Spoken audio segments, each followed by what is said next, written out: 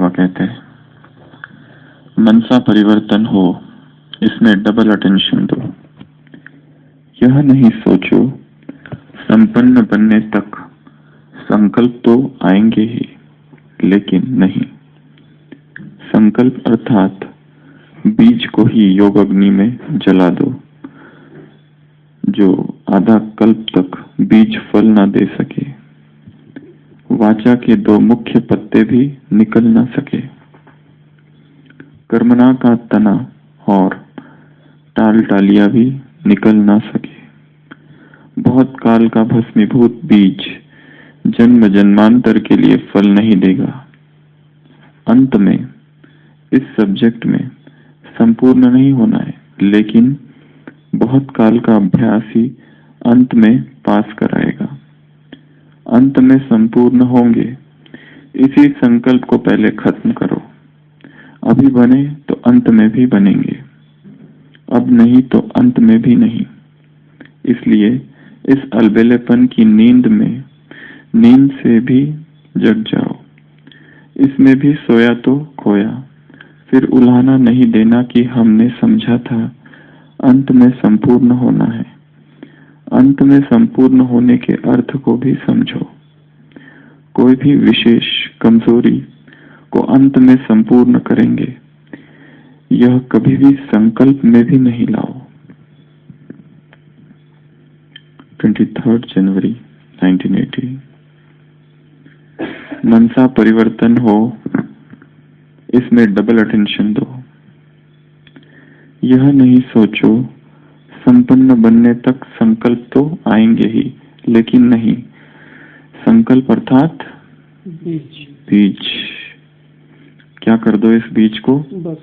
योग अग्नि में जला दो, जो आधा कल्प तक बीज फल ना दे सके। वाचा के दो मुख्य पत्ते भी ना निकल सके, कर्मणा का तना और ताल थलिया भी निकल ना सके, बहुत काल का भस्मीभूत बीज जन्म जन्मांतर के लिए फल नहीं देगा। तो संकल्प है बीज, टाल टालिया है तना, कर्म ताल तालिया, और फिर है पत्ते। पत्ते है वाचा। कौन से बीज को जलाने की बात कर रहे हैं बाबा? कौन से संकल्प? अलबेलेपन के संकल्प और व्यर्थ संकल्प का बीज, और विकारों के संकल्प के बीज, और अलबेलापन बीज को जलाना। जो बीज जल चुका है, अगर उनको बोया जाए तो फसल नहीं आएगी। जो बीज या फिर उबाला भी हुआ है गर्म पानी में, उसको बोया जाए तो भी नहीं आएगा। परंतु जो बीज ऐसे ही रखा है और उसको फेंक दिया जमीन पर, यदि अनुकूल जमीन मिली, अनुकूल परिस्थितियां हो गई, तो वो बीज अंकुरित होगा, फलीभूत होगा। बीज को जलाना, कैसे जलेगा बीज? आग चाहिए, भूनना है बीज को। जो भुने हुए बीज है उनको अगर जमीन में डाल दो तो फसल आएगी क्या? विकार के बीज, काम का बीज, क्रोध का बीज, लोभ का बीज, अहंकार का बीज, मोह का बीज,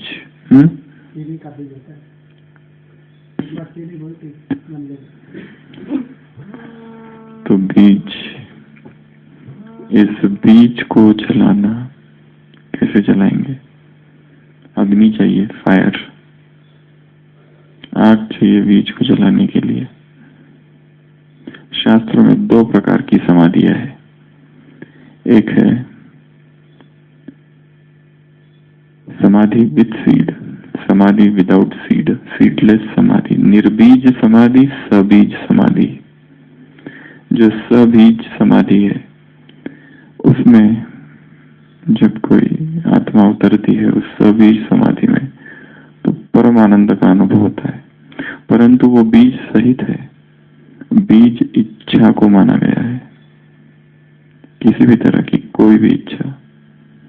दूसरी समाधि है निर्बीज समाधि, जिसमें वो बीज ही भस्म हो जाता है, किसी भी प्रकार की इच्छा, सभी इच्छाएं समाप्त। निर्वासना की अवस्था है वो, सारी इच्छाएं, सारे काम और सारी कामनाएं समाप्त। निर्बीज समाधि। योग में इन चीजों का प्रयोग करना है। आत्मा में जैसे विकारों का बीज पड़े हुए हैं बहुत सारे, देखना अग्नि को आते हुए सामने से और भस्म कर रही है।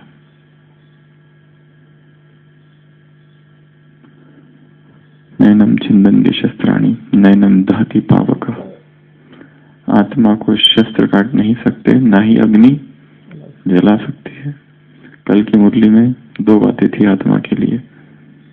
आत्मा कभी घिसती नहीं है, आत्मा बीच से वापस जा नहीं सकती।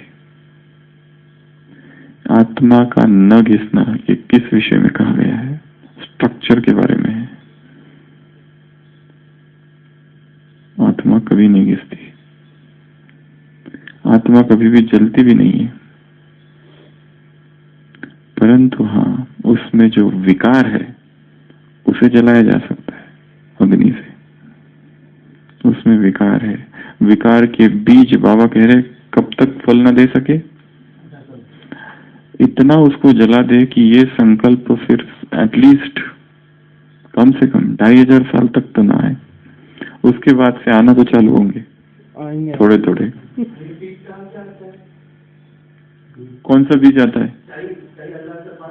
वो इधर है। पूरा जलाने की ताकत नहीं है, उतनी ताकत है। पूरा ये जले तो फिर तो होगा ही नहीं, ये खेल ही नहीं है, खेल ही खत्म। ये सारा ही वास्तव में खेल है। कुछ दिन पहले हमने एक स्वप्न देखा था, ऐसा स्वप्न आज तक कभी देखा नहीं, और शायद मुझे लगता है किसी ने देखा होगा। उस स्वप्न में हमने देखा है कि हम देवता हैं और सो रहे हैं, देवता सो रहे हैं, और उस देवता को एक स्वप्न दिखा जो कि झूठा स्वप्न है। उस देवता ने देखा कि वो पहले आत्मा है और परम धाम में है स्वप्न में, फिर वो आत्मा नीचे आई और देवता बनी, फिर 2500 साल तक ये चक्र चला। उसके बाद में देवता गिरे नीचे, परंतु ये स्वप्न में हो रहा है सब, वास्तव में देवता गिरे ही नहीं, देवता सदा ही सदा है। फिर वो देवता गिरे, फिर वो देवता ने भक्ति चालू की, तमो प्रधानता में बने, फिर उसके बाद में आधा कल्प गुजरा, फिर भगवान आए इस संसार में और फिर भगवान से मिलन हुआ, परंतु वो भी एक स्वप्न ही है। वास्तव में है क्या? देवता। ये सारा ही खेल जैसे एक स्वप्न है, ना तो कभी ऊपर पर आत्मा थी ही नहीं, देवता ही है, मतलब मैं ही हूँ। ये जो देख रहा हूँ ये केवल एक स्वप्न है। जैसे देवता का ये स्वप्न है, फिर देवता जब जागा तो उसे लगा कि ये क्या था, हम तो कभी नीचे गिरने वाले ही नहीं, सदैव देवता ही रहने वाले। ये भ्रम था एक कि नीचे गिरेंगे, परंतु हाँ, उसमें लगा कि ऐसा भी समय हो सकता है कि जिसमें भगवान आए, परंतु ये भी स्वप्न ही है। ऐसा एक युग था कि जो संगम युग था, फिर उसमें भगवान आए, फिर सब वापस गए, फिर कहीं कोई ऐसा एक घर है, फिर नीचे आए। तो ऐसा तो कभी हो नहीं सकता कि बीज है। ये देहभान की दुनिया है, कल की मुरली में था, ये उतरने की दुनिया है, जिस्मानी कारोबार, रूहानी कारोबार।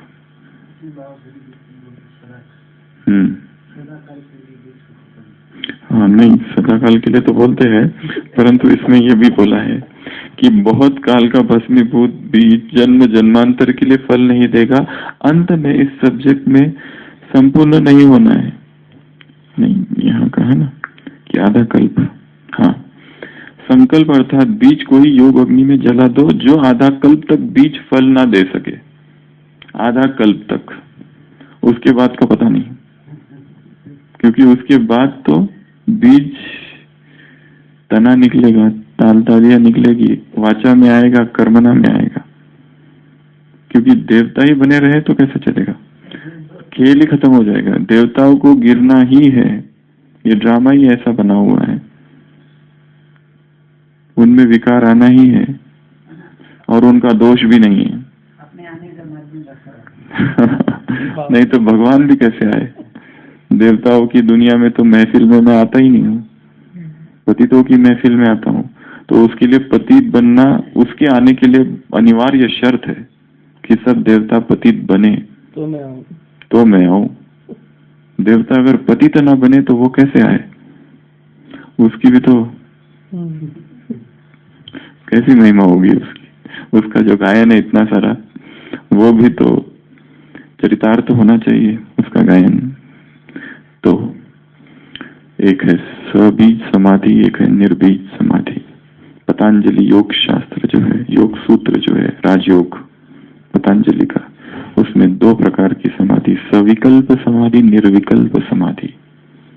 एक है निर्विकल्प समाधि जिसमें सारे संकल्प विकल्प समाप्त हो जाते हैं, बीज ही नहीं रहता, निर्बीज अवस्था, सीडलेस समाधि है।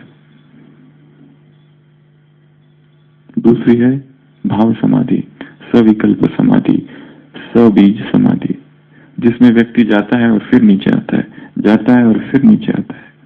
परंतु जैसे कल उदाहरण दिया था रामकृष्ण का, वो भी जैसे कि उन 3 दिनों में सब कुछ नष्ट हो गया, भस्म हो गया सब कुछ, जैसे बुद्ध के जीवन में दिखाया है। बोधि वृक्ष के नीचे जब बैठे तो मार ने उसे बहुत तंग किया कि मार कौन है? मार कोई व्यक्ति तो नहीं था, जिसे हिंदू धर्म माया कहती है उसे बौद्ध धर्म मार कहता है, क्रिश्चियन धर्म सैटन कहता है, इस्लाम धर्म शैतान कहता है। तो मार ने उसे बहुत तंग किया। ये मार क्या है? उसके ही जीवन में उसने भोगी हुई काम वासनाएं। उसकी भी तो शादी हुई थी, उसका भी तो बच्चा था।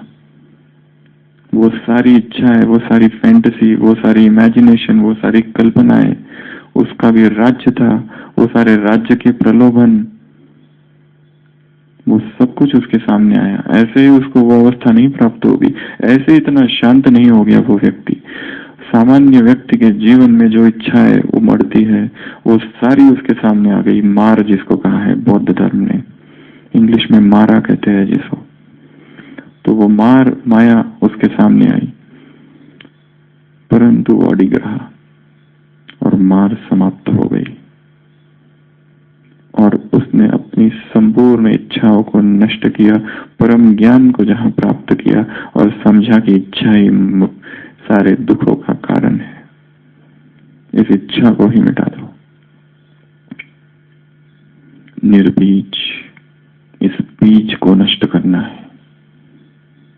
वासनाओं का बीज, इच्छाओं का बीज, एम्बिशन का बीज, सबके सब पॉइजन है। क्रोध का बीज अभी नष्ट नहीं किया है, उसे बस उपयुक्त जमीन की तलाश है।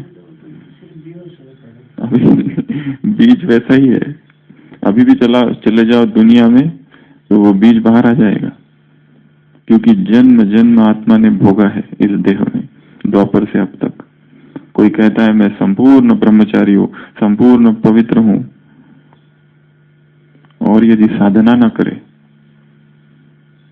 सम्मान तो यही लेते हैं, वो साधना है, वो साधना है। अगर साधना ही भूल जाए और सेवा में ही लगा रहे, बस साधना को छोड़ दे, आत्माभिमानी स्थिति, देही अभिमानी स्थिति, अशरीरीपन, रूहानी ड्रिल, आत्मिक अभ्यास, आत्मिक दृष्टि का अभ्यास, साधनाओं के अभाव में वो बीज फिर से अंकुरित होगा, फिर से आ जाएगा बीज।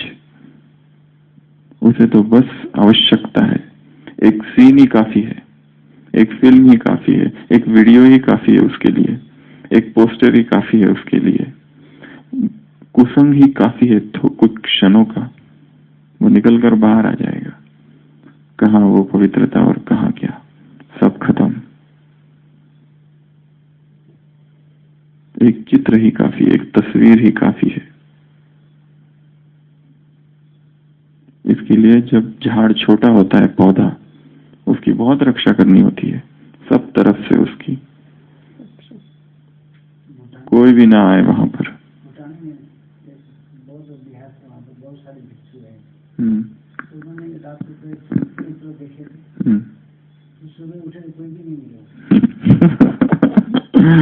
चाहे कितना भी बड़ा तपस्वी हो, योगी हो, कोई भी हो, वासना की आंधी किसी को नहीं छोड़ती।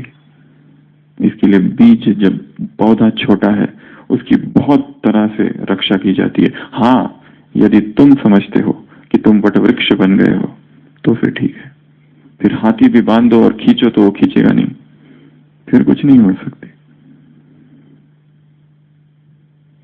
परंतु पौधा छोटा है, संभावनाएं अभी भी है, क्योंकि जन्म जन्मात्मा ने भोगा है।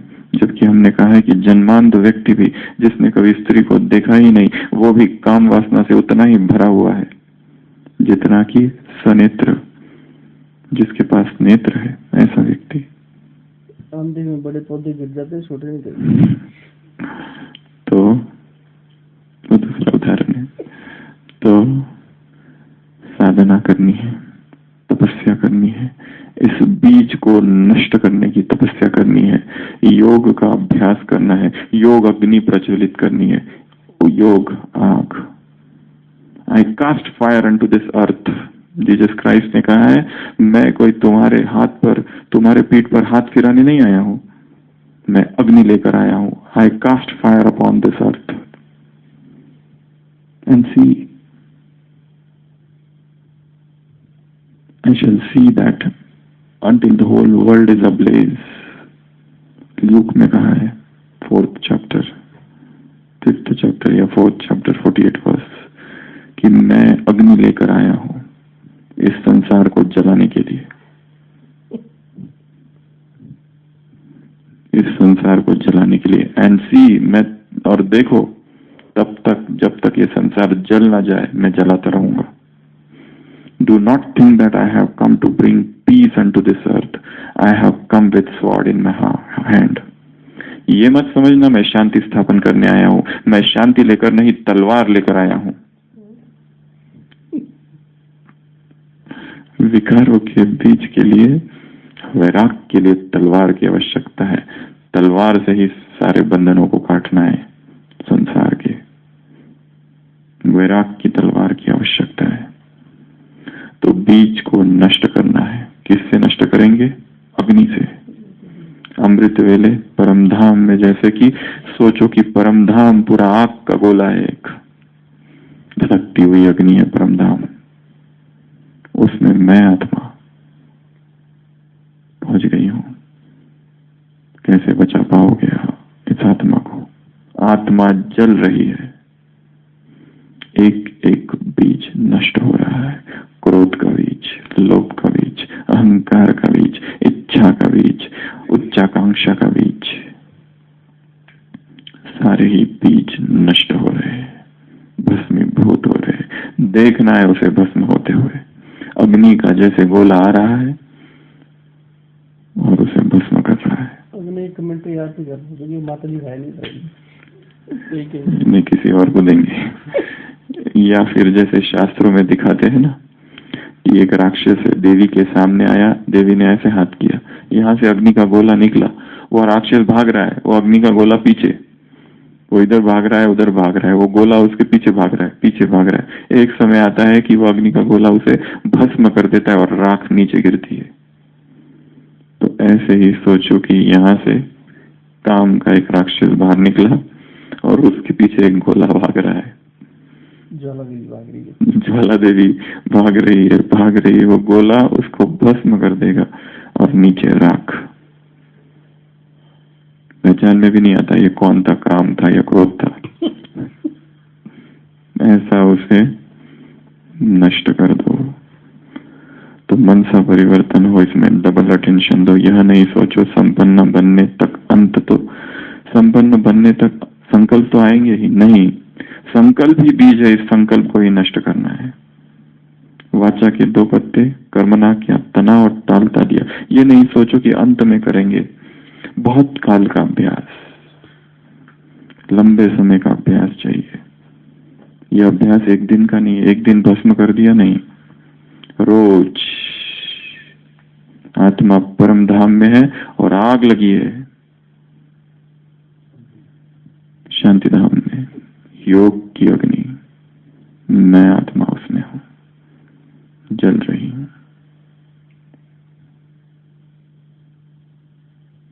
बहुत काल ये अंत में पास कराएगा, अंत में संपूर्ण होंगे। इस संकल्प को पहले खत्म करो। अभी बने तो अंत में भी बनेंगे, अभी बने तो अंत में बनेंगे। Now the time is here and time is now. अब, कब नहीं, अब नहीं तो अंत में भी नहीं। इसलिए इस अलबेलेपन की नींद से भी जग जाओ। सारा बाबा जो भी कहे सब कुछ जगाने के लिए जगे हुए, जो सोए हैं उनको जगाने आया है। हम ऐसे सोए हुए लोग हैं, परंतु हमें ये पता नहीं चलता कि हम सोए हुए हैं। क्यों? क्योंकि सभी सोए हुए हैं। इसके लिए इतना आभास नहीं होता। एक व्यक्ति था जो कि पागल हो गया था, उसको पागल खाने में रखा गया 6 मास तक। जेल की तरह ही था वो पागल खाना। एक दिन वो कोई पहले से पागल नहीं था, पहले ठीक था, पर बीच में कुछ हुआ तो पागल हुआ था। एक बार उसने उस जेल में कुछ ऐसी चीजें खा ली कि उसको इतनी लूज मोशन, दस्त हो गई, इतनी दस्त हो गई 2 दिन तक, कि उसके बाद में वो ठीक हो गया। उसकी सजा थी पागल खाने में 6 मास, परंतु 3 मास में वो ठीक हो गया। 3 मास के बाद ये उसने वो जो खा लिया था जमाल गोटा या कुछ, तो इतना उसको दस्त हो गई कि वो ठीक हो गया। 3 मास तक उसे कोई प्रॉब्लम नहीं था उन पागलों के बीच रहने में, परंतु अभी 3 मास के बाद वो बोलने लगा मैं पागल नहीं हूं, और ये लोग क्या करते हैं मुझे। अभी उसको कठिनाई होने, एक दिन उसके लिए कठिन होने लगा, क्योंकि वो अधिकारियों से कहता था कि मैं पागल नहीं हूं। वो कहाँ मानने वाले, वो तो कहते थे सभी पागल यही कहते हैं। अब तक उसे कोई चिंता नहीं थी, कोई दुख नहीं था, कोई दर्द नहीं था, परंतु अब जब वो कहता था कि तुम सब पागल हो मैं ठीक हूं, तो सारे पागल उसकी छाती पर बैठते थे। कोई उसकी टांग खींचता था, कोई उसके बाल खींचता था। उसके लिए एक दिन मुश्किल हो गया। अब तक सोया हुआ था तो कोई प्रॉब्लम नहीं था, क्योंकि सभी सोए हुए थे एक रीति से, परंतु जैसे ही व्यक्ति जागता है विद्रोह जन्म लेता है। बनने के बाद हमको खींचना शुरू किया लगेगा। वो तो बहुत पहली स्टेप है, हम बहुत आगे की स्टेज बात कर रहे हैं। सारे इस ब्राह्मण परिवार में भी अगर सब सोए हुए हैं, उसमें से एक जागता है, उसके लिए उन सब सोए हुए के बीच रहना बहुत मुश्किल है फिर, क्योंकि यहाँ फिर बगावत चालू होती है। उसको वो कुछ भी स्वीकार नहीं है जो सब कर रहे हैं, जो कि मान्यताएं हो चुकी है ब्राह्मण परिवार समाज में। परंतु यहाँ अगर कोई उठ जाए, जाग जाए, बगावत, विद्रोह, रिवॉल्ट, रिवॉल्यूशन, विप्लव,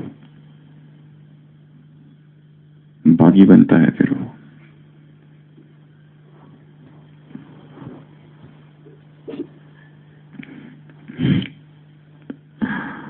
इसलिए उसका विरोध होता है सबसे पहले तो। विरोध होगा, विरोध, जबरदस्त विरोध होगा, निंदा होगी, सब होगा। इसलिए एंड देयरफॉर इस अलबेलेपन की नींद से भी जग जाओ। इसमें भी सोया तो खोया, जागरण। फिर उलाना नहीं देना कि हमने समझा था, वी थॉट। ये मत कहना कि हमारी ऐसी धारणा थी, हमने सोचा था, समझा था, हमको तो लगा ऐसा है। खबरदार, गो एंड रीड अव्यक्त मुरली। बाबा कहेंगे जाओ जाके पढ़ो वो पुरानी मुरलियां। समझा था कि अंत में संपूर्ण होना है। अंत में संपूर्ण बोलते हैं ना साकार मुरली में, यह तो अंत में होना है। अंत में संपूर्ण होने का अर्थ को भी समझो। क्या कह रहे हैं? अंत में संपूर्ण होने का अर्थ भी समझो। कोई भी विशेष कमजोरी को अंत में संपूर्ण करेंगे, यह कभी भी संकल्प में भी नहीं लाओ। Not even in thoughts. संकल्प में भी ये संकल्प नहीं करो कि अंत में करेंगे, बाद में करेंगे, कल करेंगे, थोड़े समय के बाद करेंगे। आज, अब, अभी से जो कहा है वो आज करेंगे, जो कहा है अब करेंगे। इस बीज को आज नष्ट करेंगे, चाहे वो अहंकार का बीज हो, क्रोध का, लोभ का, आसक्ति का, मोह का, या काम का, कामना का, इच्छा का, वर्ल्डली एम्बिशंस का, कोई भी बीज हो, आज नष्ट करना है उसे। तो आज हमें किसको प्रकाश देनी है? धर्म सत्ता को प्रकाश देनी है। धर्म सत्ता में बहुत सारे लोग आते हैं। सबसे पहले तो सारे के सारे धर्म, जितना रक्तपात धर्म की वजह से हुआ है, शायद ही अन्य किसी कारण से हुआ है। पिछले 2500 वर्ष में 15,000 से भी ज्यादा युद्ध हुए हैं, और तो बहुत बड़े, छोटे छोटे तो कई होंगे, परंतु रक्त रंजित हुई है ये धरा धर्म की वजह से। एक धर्म दूसरे धर्म को नहीं मानता, एक मान्यता दूसरी मान्यता है। 300 से भी अधिक मुख्य धर्म, और भी कितने उसके अंदर विभाग है।